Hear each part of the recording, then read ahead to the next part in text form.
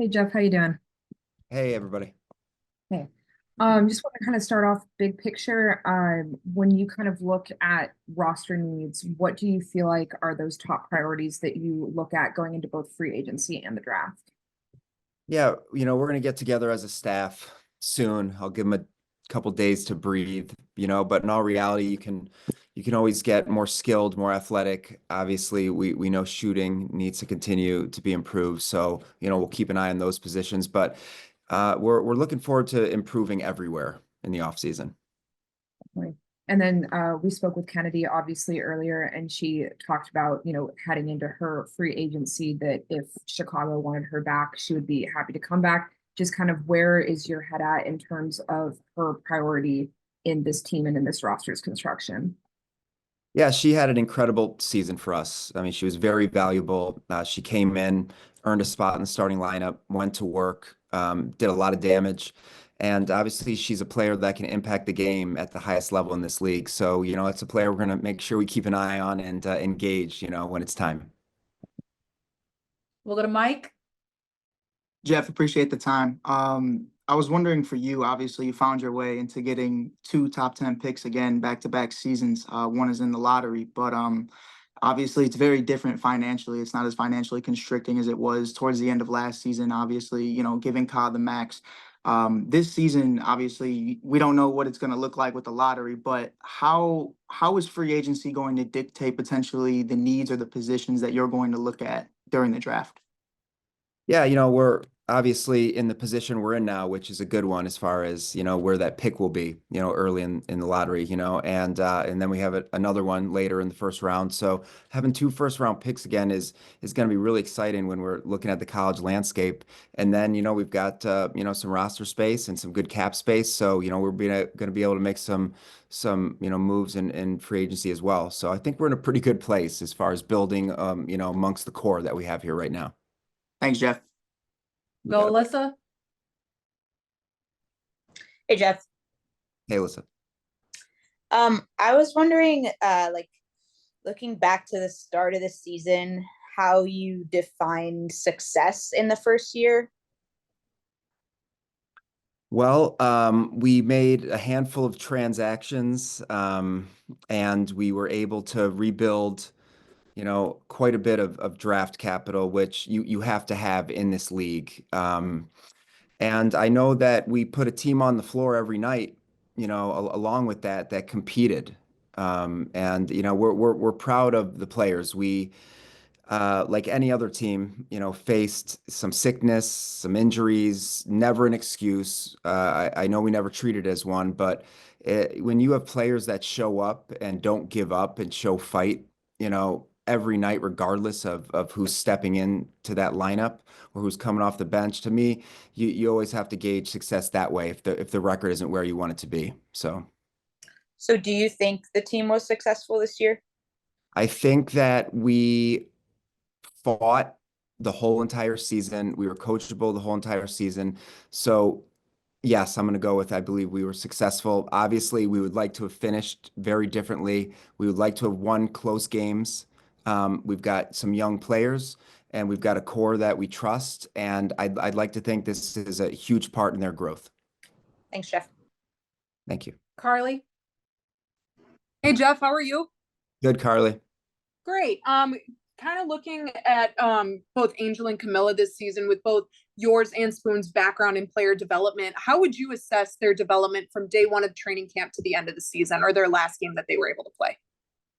I think we saw pretty broad jumps, especially if you take a look at their college film, till, the start of our WNBA season till, a couple days ago where, they weren't able to play, but I mean, they made strides as far as their skill sets were concerned. We saw Camila shooting jump shots when she was open. We saw Angel always facing up and shooting the ball. She understand the importance of, showing that she'll shoot a jump shot. So people have to, change the way they're guarding her. And in all reality, like we want them to continue to evolve. we want positionless players when we can find them. And we know, with their toughness, their size, their athleticism, that the more skilled we make them, the better our team is going to be and the more it's going to help the teammates around them. So, I've seen big jumps from both of them, especially just as far as maturity, the flow of the game, the pace, the calmness. And they got to play heavy minutes this year, and it's a gift, for them. And I think they're going to take a lot of lessons into next season. And then when you look at this upcoming NCAA women's season, last season there was just a lot of hype around it with just the draft class bringing all the eyeballs. When you look at this upcoming draft class, obviously not knowing who's going to declare or yet not, what are some of the positions that you see kind of being the biggest ones for this year? Like last year was more post players. Do you believe that this draft is more guard heavy, and how do you kind of want to view this upcoming NCAA women's season? Yeah, I'm really excited to get back out there, especially having a year, under my belt now. And it's another really strong draft. I already started paying attention. There's good players at every position. We have to be conscious of, who's, going to land where. But in all reality, there's good guards, there's good wings, and we understand the importance of continuing to add length, playmaking, shooting. And, we just want complementary pieces. So we want good teammates. We want people that we know are going to play as hard as the people that we've been put on the floor this season. But I'm really excited to get out and see some college games this year. Awesome. Thank you, Jeff. Thanks, Carly. Annie? What's up, Jeff? Hello, Annie.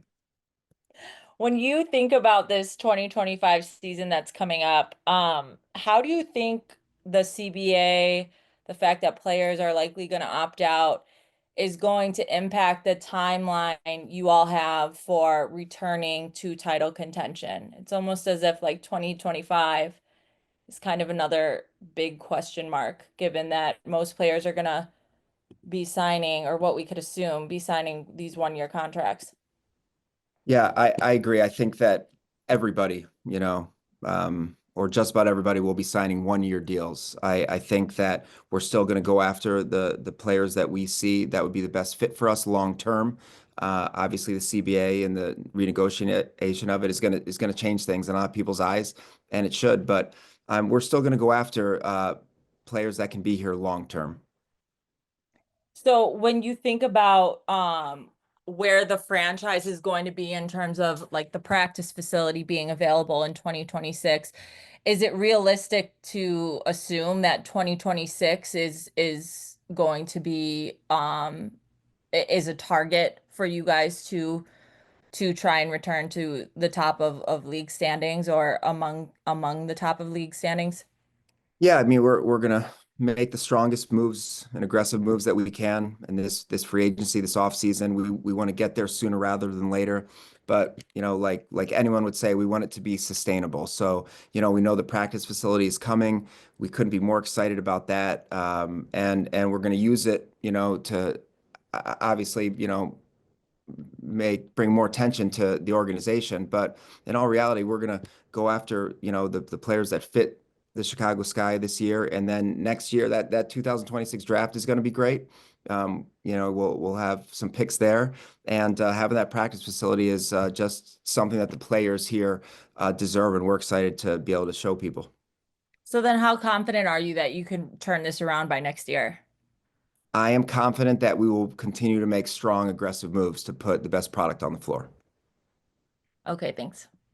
We'll go quick follow-ups. Julia, we'll end with Alyssa. Jeff, just looking at where the season kind of went after the Olympic break, when you look back on that trade to send Marina to Connecticut, how do you kind of grade that trade for yourself, and just kind of, as you look at it in the context of where this team is moving, how do you feel like that impacted not just this season, but kind of where this team is going in the future? Yeah, Marina Mabry is a great player. I've told everybody we think the world of her, still do. Super talented. It was a move that made a lot of sense for us. They had pieces that we were really looking at. We were able to get another first-round pick and get a swap with the one a year later, which is very important. And when we're trying to continue to add assets and players, like the trade made a lot of sense. I I would do it again. I love Marina. We do it again. We feel very confident in the decision to make the move. Definitely. And then just working with Spoon as her being a first year coach, you being a first year general manager, what do you feel like both of you kind of learned from this experience, and how do you kind of grade her performance as a first year coach? Yeah, look, I know that I learned that this league is extremely competitive, and it's a privilege to play in it. It's a privilege to be an executive in it. Um, I know it's very difficult to stay healthy, and everyone faces it. But it's been a very good learning experience. I think Spoon faced a ton of adversity the whole season. We made a lot of moves. The roster is much different now than where we started, and she still kept a team on the floor that was fighting every single night. So as far as how I feel, I about that evaluation, it's an awfully competitive league, and we were in almost every single game, win or lose. So to me, first year, I know we gave it all we got, and we're excited to come back. Thank you, Jeff. Melissa? Thanks, Joe. Hey Jeff, what went into the decision to re-sign E-Will, and why is depth in the front court so important to you guys?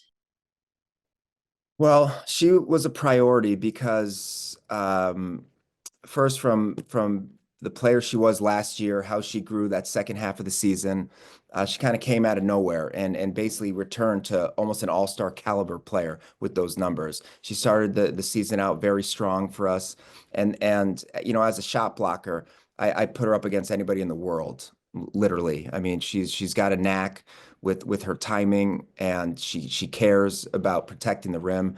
And that's from a basketball perspective, and from a leadership perspective, she's second to none.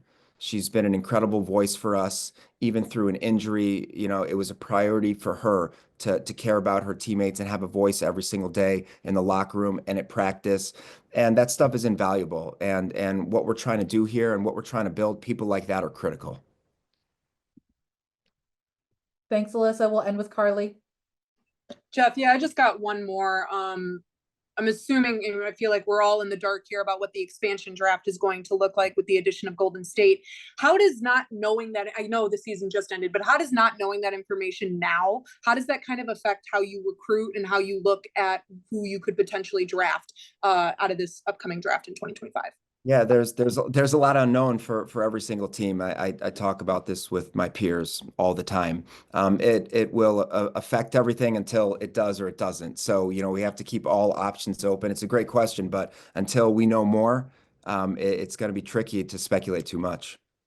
Gotcha. Thank you so much, and thank you for your time all season. You got it, Carly. Thank you.